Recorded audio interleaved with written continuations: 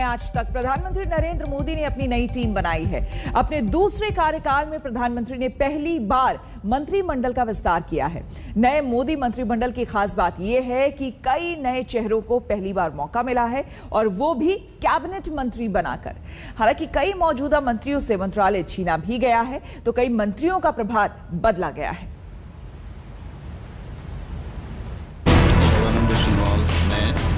ज्योतिरादित्य माधवराव सिंधिया, मैं नारायण ताटूरानी, मैं रामचंद्र प्रसाद सिंह ईश्वर की शपथ लेता हूँ। प्रधानमंत्री नरेंद्र मोदी की नई टीम तैयार हो गई, सभी की ताजपोशी हो गई। लेकिन मंत्रिमंडल विस्तार को आज सरल शब्दों में आपको समझाते हैं। मोदी कैबिनेट के विस्तार से 5 बड़ी बातें सामने आई। मोदी सरकार की पहली और दूसरी पारी में अब तक का सबसे बड़ा फेरबदल हुआ।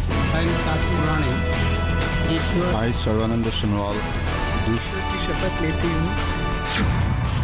दूसरी सबसे बड़ी बात, मोदी सरकार में हैवीवेट मंत्रालय संभालने वाले दिग्गजों की छुट्टी।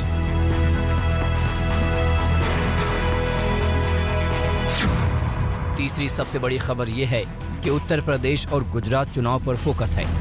ईश्वर की शपथ लेता है। अनुप्रिया सिंह पटेल सत्यनिष्ठा से प्रतिज्ञा करती हूँ।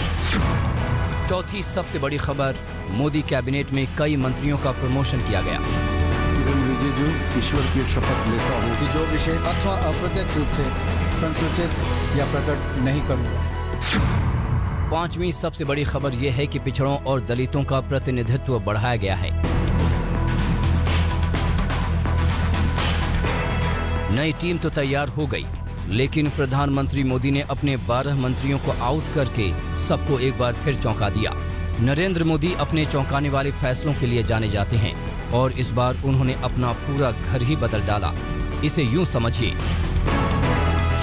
स्वास्थ्य मंत्री का इस्तीफा, हर्षवर्धन के पास 3 मंत्रालय थे। कानून मंत्री का इस्तीफा, रविशंकर के पास 3 मंत्रालय थे। सूचना प्रसारण मंत्री का इस्तीफा, प्रकाश जावड़ेकर के पास 3 मंत्रालय थे।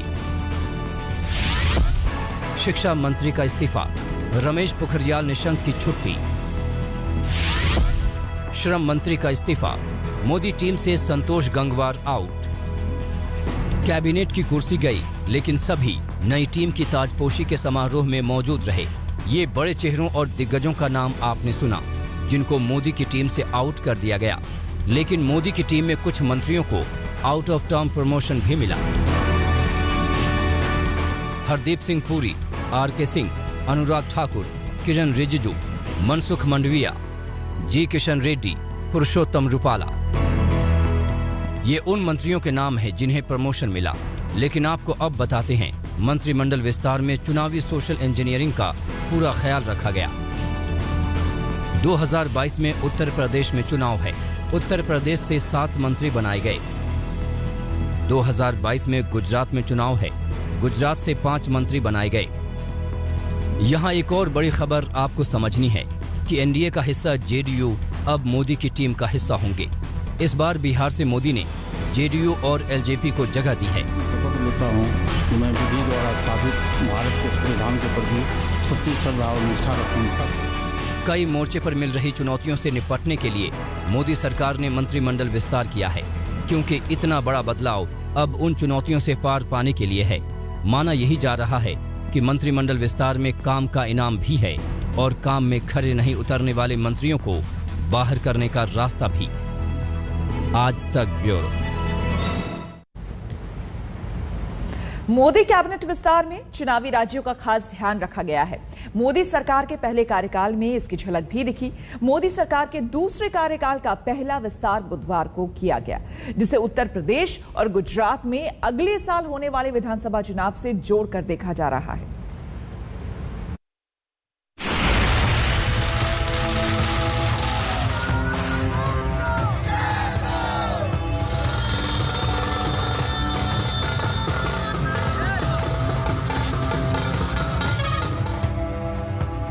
मोदी सरकार ने अपने दूसरे कार्यकाल के पहले मंत्रिमंडल विस्तार और फेरबदल से एक तीर से कई निशाने साधे हैं। मंत्री बनाने और हटाने में नेताओं की योग्यता, पार्टी के प्रति उनका समर्पण और सबसे ज्यादा राज्यों में होने वाले चुनाव हैं। ज्योतिरादित्य सिंधिया की तरह पार्टी ने कई राज्यों के चुनावी समीकरण के हिसाब से नेताओं को पद दिया। नारायण राणे उसमें एक बड़ा नाम है, जिन्होंने आज सबसे पहले कैबिनेट मंत्री के तौर पर शपथ ली। मैं विधि द्वारा स्थापित भारत के संविधान के प्रति सच्ची श्रद्धा और निष्ठा रखूंगा। नारायण राणे के मंत्री बनने की खुशी महाराष्ट्र के सिंधुदुर्ग में भी देखने को मिली, जहां महाराष्ट्र के पूर्व मुख्यमंत्री को नई जिम्मेदारी मिलने का जश्न मनाया गया।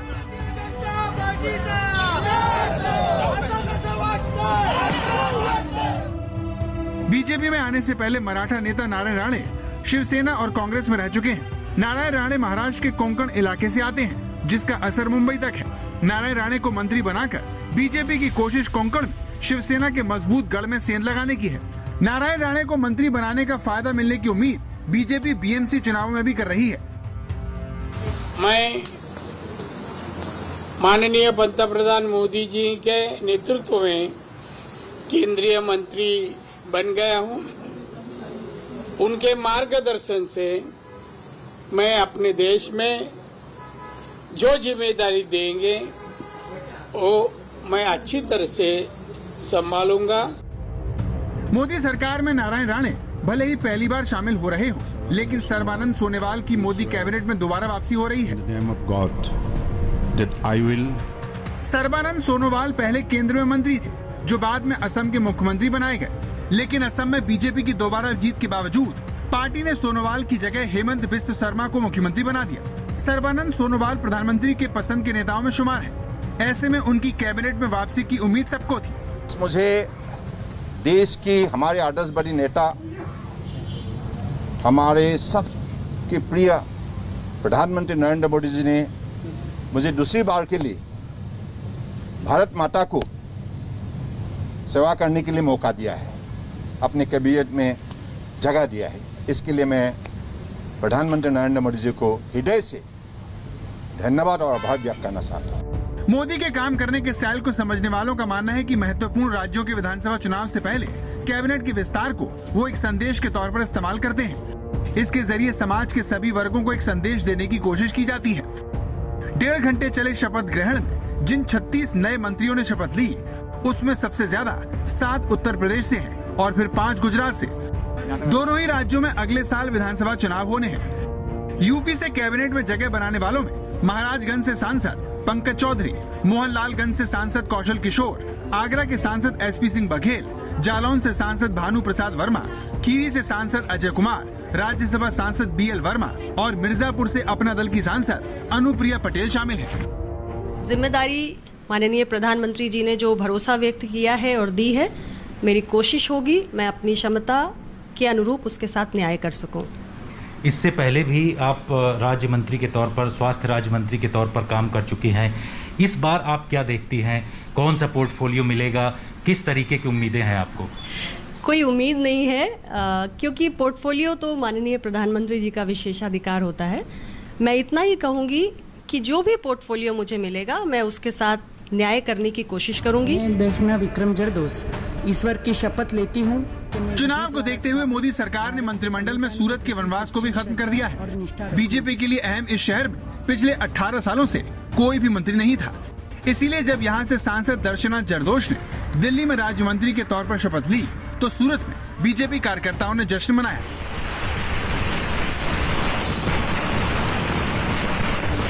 जैसे ये तो कोई पहले से तय नहीं था और ये एज ए सरप्राइज बहुत बढ़िया लग रहा है और परिवार में हर एक लोग खुश है। आज मंत्रिमंडल में शामिल किया गया है तो सूरत की जनता और कार्यकर्ता आज बहुत ही खुश है। दर्शनाबेन को सांसद में जिस तरह मंत्रिमंडल में समावेश उनका हुआ है। गुजरात और उत्तर प्रदेश बीजेपी के मिशन 2024 को लेकर अहम है। इसकी झलक मोदी के नए मंत्रिमंडल की इस तस्वीर में भी देखने को मिल रही है। दिल्ली से हिमांशु मिश्रा और अशोक सिंघल के साथ आज तक ब्यूरो। मोदी के नए मंत्रिमंडल से हर्षवर्धन आउट हो गए हैं। हर्षवर्धन ने मंत्रिमंडल विस्तार से पहले ही स्वास्थ्य मंत्री के पद से इस्तीफा दे दिया। माना जा रहा है कि कोरोना काल में हर्षवर्धन की कार्यशैली ही उनकी राह का रोड़ा बन गया। मोदी की नई टीम में मनसुख मांडविया को नया स्वास्थ्य मंत्री बनाया गया।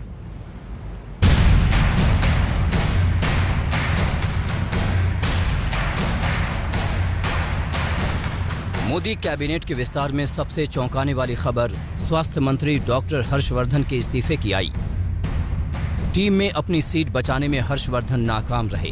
हर्षवर्धन की छुट्टी के पीछे कोरोना की दूसरी लहर के दौरान स्वास्थ्य मंत्रालय का परफॉर्मेंस माना जा रहा है। सूत्रों के मुताबिक प्रधानमंत्री ने सभी मंत्रियों का रिपोर्ट कार्ड खुद तैयार किया। उस रिपोर्ट कार्ड का आधार कई बिंदुओं पर आधारित था। नंबर 1, मंत्रालय के काम का तरीका। नंबर 2, कोविड हैंडलिंग में भूमिका। नंबर 3, मंत्री का निजी परफॉर्मेंस। नंबर 4, जनता से संचार का तरीका। कोरोना की दूसरी लहर से निपटने के मैनेजमेंट को लेकर केंद्र सरकार के खिलाफ लोगों में नाराजगी है। महामारी को लेकर विपक्ष मोदी सरकार पर हमलावर है। माना जा रहा है कि कोरोना की दूसरी लहर में स्वास्थ्य मंत्रालय के काम करने के तरीकों को लेकर प्रधानमंत्री खुश नहीं थे। चाहे दूसरी लहर का संक्रमण को नियंत्रण करने को लेकर मंत्रालय की सक्रियता रही हो या फिर वैक्सीनेशन की उपलब्धता से लेकर टीकाकरण तक वक्त वक्त पर सामने आए विवाद हो। बड़ी बात यह है कि हर्षवर्धन के साथ साथ केंद्रीय स्वास्थ्य एवं परिवार कल्याण राज्य मंत्री अश्विनी चौबे को भी हटाया गया है। मतलब साफ है, खराब प्रदर्शन के चलते मंत्रियों पर गाज गिरी। आज तक ब्यूरो। मोदी सरकार के पहले कार्यकाल में भी स्वास्थ्य मंत्री बनाए जाने के बाद हर्षवर्धन से उनके पद से इस्तीफा एक बार फिर लिया जा चुका है। एनडीए के दूसरे कार्यकाल में भी हर्षवर्धन स्वास्थ्य मंत्री बने, लेकिन इस्तीफा देना पड़ा। इसके अलावा कई मंत्रालय के जूनियर मंत्रियों को भी उनके कामकाज के आधार पर समीक्षा करके हटाया गया है। स्वास्थ्य मंत्री हर्षवर्धन के इस्तीफे के बाद 2 और इस्तीफों ने चौंकाया। कानून मंत्री रविशंकर प्रसाद, पर्यावरण मंत्री प्रकाश जावड़ेकर। मैं रविशंकर प्रसाद ईश्वर की शपथ लेता हूं। कानून मंत्रालय के साथ सूचना प्रौद्योगिकी विभाग देखने वाले रविशंकर प्रसाद। मैं प्रकाश केशव जावड़ेकर ईश्वर की शपथ लेता हूं। और पर्यावरण मंत्रालय के साथ सूचना प्रसारण विभाग देखने वाले प्रकाश जावड़ेकर। बुधवार को मंत्रिमंडल विस्तार से पहले शाम 5:30 बजे जब दर्जन भर मंत्रियों के इस्तीफे में ये 2 नाम आए तो एक बार फिर सरकार ने चौंका दिया, क्योंकि 2 से ज्यादा बड़े मंत्रालय संभालने वाले मंत्री ही नहीं बल्कि सरकार और पार्टी का मुखर होकर पक्ष रखने वाले रविशंकर प्रसाद और प्रकाश जावड़ेकर को 36 नए चेहरों की एंट्री के मौके पर 12 पुराने चेहरों के साथ एग्जिट मंत्रिमंडल से होना पड़ता है। लेकिन ऐसा क्यों हुआ? क्या इसके पीछे परफॉर्मेंस में कमी देखा जाना है? क्या सोशल मीडिया खासकर ट्विटर वाले विवाद में सरकार पर उठे सवाल वजह बने हैं, जिस विभाग के मंत्री के तौर पर संभाला नहीं जा सका? क्या ऐसे ही कारणों ने कामकाज की समीक्षा के दौरान प्रकाश जावड़ेकर के भी नंबर कम किए? 135 करोड़ भारतीयों का प्रतिनिधित्व करने की दृष्टि से मंत्रिमंडल का सम्य पुनर्गठन हुआ है। अब उस पुनर्गठन में कुछ मंत्रियों की छुट्टी होगी, कुछ नए मंत्री शामिल होंगे, तो जिन मंत्रियों की छुट्टी हुई उनको दंड दिया जा रहा है। इस तरह का विश्लेषण पत्रकार तो कर सकते हैं, लेकिन हमारे यहाँ संगठन भी है, तो कुछ लोग सत्ता से संगठन में आएंगे, संगठन का काम करेंगे, कुछ लोग संगठन से सत्ता की तरफ जाएंगे। ये बात सच है कि प्रधानमंत्री का ही विशेषाधिकार है किसे रखना है, किसे हटाना, और इसी कारण अपनी सरकार के दूसरे कार्यकाल की शुरुआत से 5 दिन पहले प्रधानमंत्री ये कह चुके थे, हम आज नए भारत के हमारे संकल्प को एक नई ऊर्जा के साथ आगे बढ़ाने के लिए यहां से एक नई यात्रा को आरंभित करने वाले हैं। देश की राजनीति में जो बदलाव आया है, अपने अपने स्तर पर आप सभी ने इसका नेतृत्व किया है। आप सभी इस बदलाव की प्रक्रिया के बहुत बड़े साक्षी भी हैं। क्या वही ऊर्जा अपने 12 मंत्रियों के कार्यकाल में प्रधानमंत्री को नहीं दिखती? और उन्होंने 36 नए चेहरों के साथ 7 पुराने मंत्रियों को प्रमोशन दिया और सूत्रों के मुताबिक ये निर्देश भी अब दिया कि 15 अगस्त तक सभी मंत्री दिल्ली में रहेंगे। संसद के मानसून सत्र में संसद में ही मंत्रालय से संबंधित कार्य करेंगे, सांसदों से मुलाकात के लिए निश्चित समय निर्धारित करेंगे और संसद में अपने वक्त पर मंत्री सदन के भीतर जरूर मौजूद रहेंगे। ऐसा कई बार देखा सुना गया जब सांसदों ने ही शिकायत की कि क्षेत्र से संबंधित समस्याएं दूर नहीं की जाती हैं। तो क्या इसी वजह से कोरोना संकट के बीच स्वास्थ्य मंत्रालय से इस्तीफा होता है? सोशल मीडिया आजादी विवाद के बीच सूचना प्रौद्योगिकी मंत्रालय से इस्तीफा आता है। बेरोजगारी के मुद्दे के बीच श्रम विभाग के मंत्री से इस्तीफा लिया जाता है। शिक्षा और शिक्षा नीति के विवादों के बीच शिक्षा मंत्रालय में चेहरा बदल जाता है और दवाओं की किल्लत के बीच रसायन मंत्री का इस्तीफा होता है।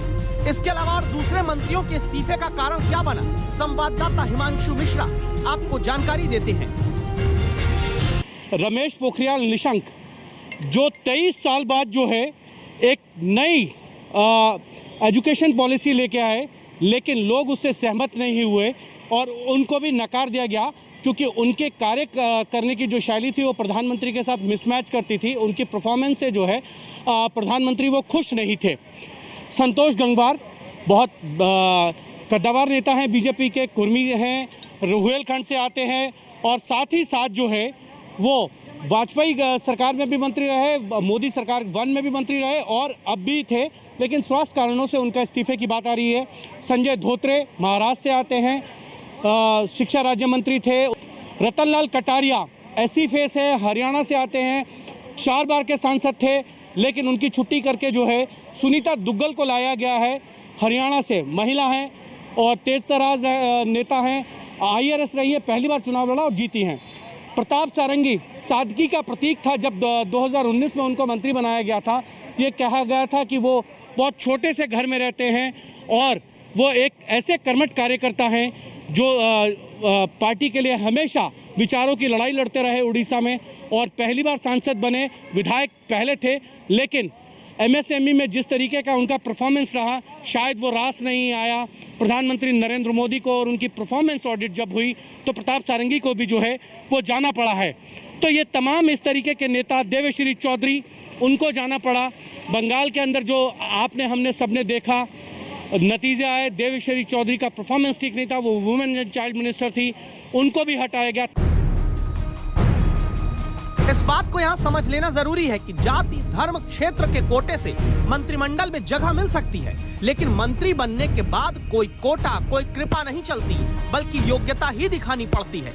इसी का नतीजा है कि जब 36 मंत्री नए आते हैं मंत्रिमंडल में तो 12 को वड़क्कम कर दिया जाता है। हिमांशु मिश्रा, दिल्ली आज तक। हमारे लिए वक्त हो गया एक छोटे से ब्रेक का। बने रहे हमारे साथ, देखते रहिए आज तक।